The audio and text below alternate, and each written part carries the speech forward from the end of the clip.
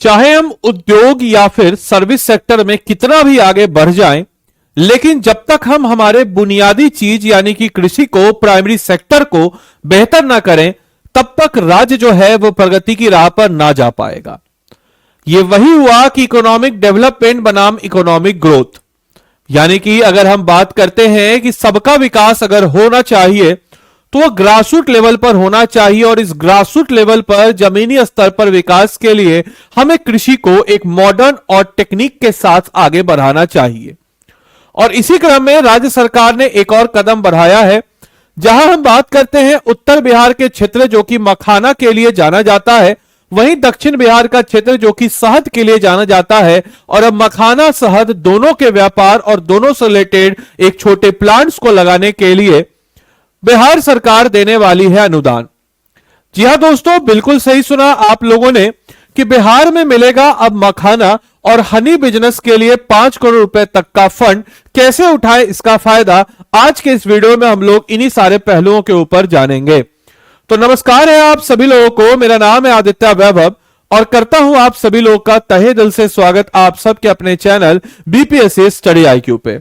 तो दोस्तों, अगर हम बात करते हैं हमारे इस पहलू के ऊपर, तो सबसे पहले आप देख सकते हैं कि बिहार में शुरू करें मखाना शहद का बिजनेस। जी हां दोस्तों, यानी कि अब मखाना शहद से जुड़े हुए जो लोग या फल सब्जी या इनफैक्ट जो औषधि यानी कि जैसे तुलसी वगैरह हो गया, जो मेडिसिनल वैल्यू प्लांट्स होते हैं, उनके पौधों से रिलेटेड कारोबार का सपना जो है अब सिर्फ कागजों तक सीमित नहीं रहेगा, उसको अब एक्सपेंड किया जाएगा। बिल्कुल सही सुना, अब बिहार सरकार ने कृषि आधारित उद्योगों को बढ़ावा देने के लिए कुछ पॉलिसीज लाया है, और इसी पॉलिसीज के तहत जो सीधे निवेशक है उनको सीधा जो है अब आर्थिक लाभ का सहारा मिलेगा। अब बिचौलिया जो है, जो दलाल है, उनकी अब समझ लीजिए कि उनको अब मतलब सरकार की कोशिश है कि वो ट्रांसपेरेंसी बरकरार रहे, क्योंकि कोई भी सरकार नहीं चाहेगी कि दलाल ले, चाहे किसी की भी सरकार हो, क्योंकि सरकार जब ऊपर से फंड देती है और नीचे जिसके लिए देती है वहां तक पहुंचे, इससे सरकार का भी फायदा है कि लोगों को लगेगा सरकार ने काम किया। और बिचौलिए जो पैसा खाते हैं वो किसी भी सरकार को नहीं पसंद होता है,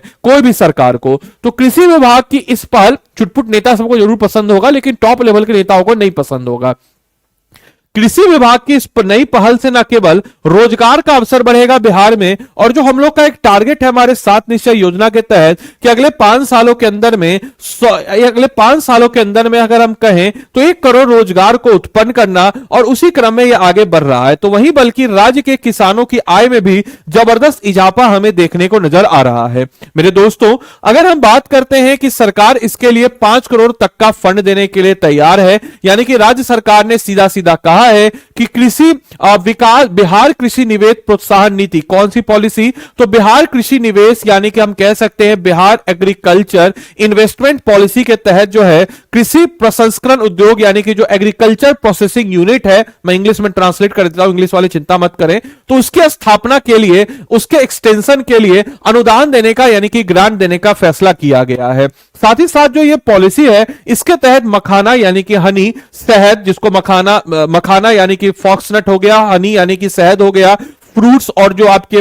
वेजिटेबल प्रसंस्करण है या वेजिटेबल प्रोसेसिंग यूनिट है, मक्का बीज, मक्का का इस्तेमाल मोस्टली जो है फूडर के रूप में किया जाता है। और साथ ही साथ हम कह सकते हैं कि जो मेडिसिनल वैल्यू है, और साथ ही साथ जो सुगंधित पौधे हैं, इनफैक्ट चाय, टी, ठाकुरगंज जो किशनगंज का उससे रिलेटेड उन सारे जो इंडस्ट्री है उसको बढ़ावा मिलेगा। और सरकार का उद्देश्य है कि कृषि को सिर्फ कृषि तक ही सीमित ना रखकर उसको एक उद्योग यानी कि इंडस्ट्री, और साथ ही साथ एक रोजगार उत्पन्न करने वाले कैटेगरी में जोड़ा जाए। इसी क्रम में अगर हम बात करते हैं तो इस पॉलिसी के अनुसार न्यूनतम जो है, मिनिमम जो है 25 लाख रुपए रखा गया है, अधिकतम 5 करोड़ रुपए तक का जो है परियोजना से आप डायरेक्टली जो है अनुदान यानी कि ग्रांट के दायरे में आ जाते हैं। इसका लाभ जो हम कह सकते हैं कि व्यक्तिगत निवेशक के साथ साथ प्रोप्राइटर फर्म्स जो है, इसके अलावा जो कोऑपरेटिव फर्म्स हैं, इसके अलावा हम कह सकते हैं कि एलएलपी और किसान उत्पादक जो कंपनी, यानी कि हम कह सकते हैं कि आपके एफपीसी भी ले सकेंगे, यानी कि उससे रिलेटेड जो है जो प्राइमरी सेक्टर से जुड़े हुए इंडस्ट्री है वो सब इसका जो है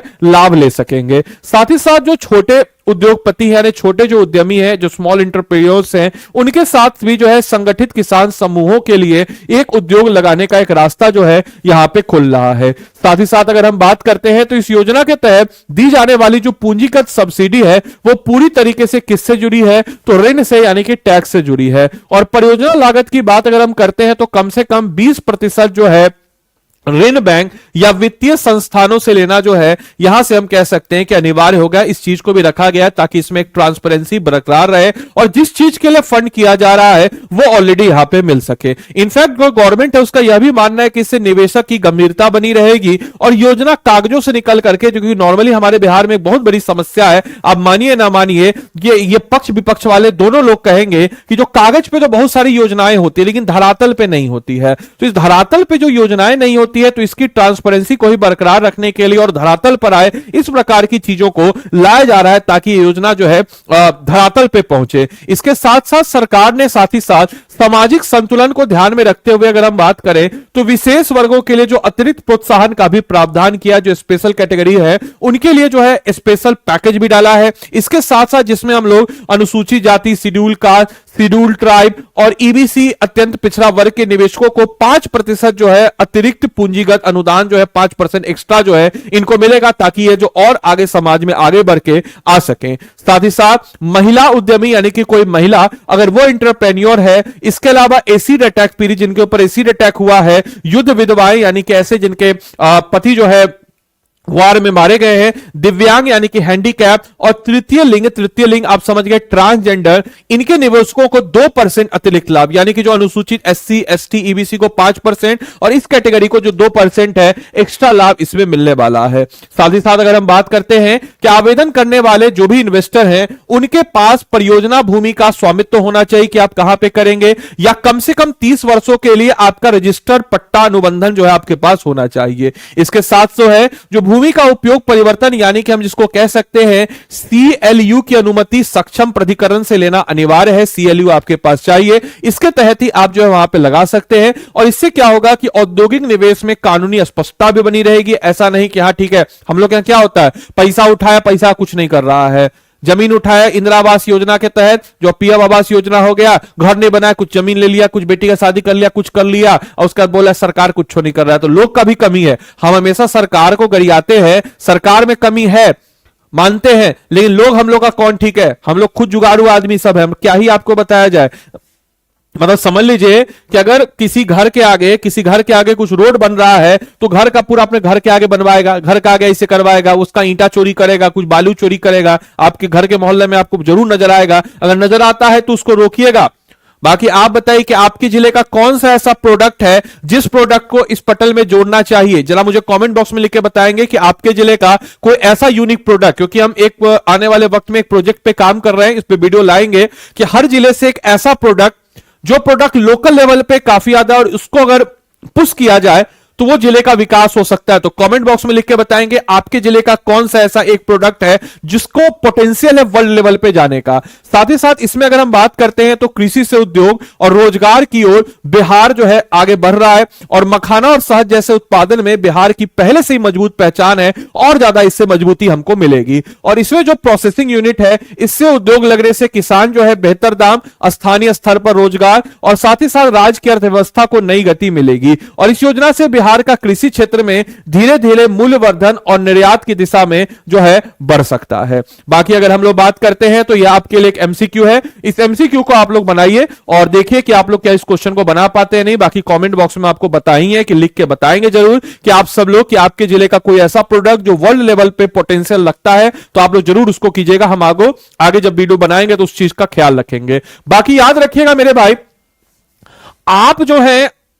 एक ह्यूमन रिसोर्स है, मानव संसाधन है, और आप जो ह्यूमन रिसोर्स है आपको अगर बेटर एजुकेशन दिया जाए, एक सही गाइडेंस दिया जाए तब आप आग बन सकते हैं। आग इन टर्म्स ऑफ कि आप बिहार राज्य की प्रगति में योगदान दे सकते हैं और सिविल सर्विस एग्जाम को निकाल करके आप अच्छे तरीके से काम कर सकते हैं, लेकिन उसके लिए आपको सही गाइडेंस की जरूरत होगी। और इसी सही गाइडेंस के लिए आरएम 17.0 बैच स्टडी IQ की तरफ से आप सभी लोग के लिए क्यों है यह बेस्ट, सुन लीजिए। अब पता कर लीजिए किसी भी स्टेट पीसीएस में 750+ टॉपिक्स को हम लोग साइंटिफिक तरीके से आइडेंटिफाई करके आपको 1100+ घंटे की लाइव क्लास में कराते हैं। इसके अलावा हमको पता है इसमें आपको सारा सब्जेक्ट हो जाएगा फाउंडेशन। फाउंडेशन मतलब क्या, प्रीलिम्स मेंस दोनों का इंटीग्रेटेड अप्रोच। इसके अलावा हम लोग आपको एग्जाम से 2 महीने पहले तक डेडिकेटेड एमसीक्यू प्रीलिम्स बैच करेंगे ताकि आपका प्रीलिम्स निकले। साथ ही साथ आपको लाइव प्रीलिम्स क्रैश कोर्स इसमें कराते हैं। इसके अलावा एनसीईआरटी रिकॉर्डेड कोर्स जो है हम इसमें देते हैं ताकि आपका फाउंडेशन अच्छे से बिल्डअप हो। इसके अलावा इसमें हम लोग 5100 एमसीक्यू प्रैक्टिस देते हैं, 7 किताबों का सेट और आपके प्रीलिम्स के बाद 4 महीने का डेडिकेटेड आंसर राइटिंग बैच, जो कि इसमें आपका ऑलरेडी मेंस कवर हो गया, यहां पे मेंस आंसर राइटिंग का बैच, इंटरव्यू गाइडेंस प्रोग्राम क्योंकि पटना में हम लोग मौजूद है, मंथली करंट अफेयर्स आपको मिलेगा ही मिलेगा, ग्रुप मेंटरशिप बाय फैकल्टीज, और अगर आप यहां पे आदि लाइव कोड का इस्तेमाल करते हैं तो मेरी तरफ से आपको एडिशनल जो है वो मिल जाता है। मेरे भाई आपको यह भी बताते चले कि आपके बैच को और ज्यादा मजबूती प्रदान करने के लिए हम लोग ये वर्कबुक लाए हैं। ये वर्कबुक जो आप देख रहे हैं ना, पता कर लीजिए, यूपीएससी में इस टाइप की चीजें होती है लेकिन for a first time we are the one, इसके बाद जो भी करेगा कॉपी करेगा हम लोग का, वी आर द फर्स्ट जो इस प्रकार का मेंस रिलेटेड वर्कबुक आप लोग के लिए लेके आए हैं। इसमें क्या है, तो आपका 4 इंपॉर्टेंट सेगमेंट, जीएस2 का तीनों science and technology section 3, section 2 आपका geography economy, section 1 polity and governance और आईआर, और जीएस1 का हिस्ट्री। तो इसका जो 4 सेगमेंट है, इस 4 सेगमेंट से रिलेटेड आपको एक वर्कबुक है। इस वर्कबुक में आपका क्वेश्चन होगा, उसका बिहार फोकस कंटेंट इसमें होगा, मॉडल आंसर होगा, लिखने के लिए जगह होगा, स्मार्ट रिवीजन टूल्स होगा, प्रीवियस ईयर क्वेश्चन इंटीग्रेशन होगा, माइक्रो टॉपिक वाइज प्रैक्टिस होगा। ये सब कुछ जो है हम लोग इसमें आपको मुहैया करा रहे हैं हमारे आरंभ बीपीएससी मेंस के वर्कबुक के साथ। तो देरी किस बात की, 17.0 बैच में लॉन्च कीजिए। अगर आपको इस बैच में लॉन्च करना है तो कैसे आप इस बैच में अपने आप को इनरोल करेंगे, तो इनरोल आपको करने के लिए स्टडी आईक्यू के ऐप या वेबसाइट पे आप चले जाएंगे। स्टडी आईक्यू के ऐप या वेबसाइट पे आएगा स्टेट पीसीएस बिहार, बिहार में जाने के बाद आप देखिएगा स्टेट पीसीएस बिहार, बिहार में आरंभ 17.0, इसमें बाय नाउ पे आइएगा। बाय नाउ पे यहां पे देखिएगा, याद से क्या लगा दीजिएगा, आदि लाइव कोड लगाइएगा और याद से देखिए आपका प्राइस कम हो गया। जो भी लैंग्वेज है हिंदी इंग्लिश इसको चुन लीजिएगा, जैसे जाके आपका किताब उस लैंग्वेज में आए, और यहां पे मेक श्योर आप करेंगे कि आदि लाइव कोड लगाएंगे तो आपको मेरा मेंटरशिप मिल जाता है। या फिर एक नंबर लिख देते हैं 9289996924, इस नंबर पे कॉल कीजिएगा। कॉल करके बोल दीजिएगा कि आपको किसका मेंटरशिप चाहिए, तो आपको जो है आदित्य सर का मेंटरशिप चाहिए, या फिर आपको कॉल आए तो इस चीज को मेंशन कर दीजिएगा कि आपको आदित्य सर का मेंटरशिप चाहिए और इस कोर्स में एनरोल करके अपनी तैयारी को मजबूती प्रदान कीजिए। तो चलिए मिलते हैं अगले सेशन में, तब तक के लिए सारे बच्चों को bye bye, take care, thank you and thanks for watching this session, thank you.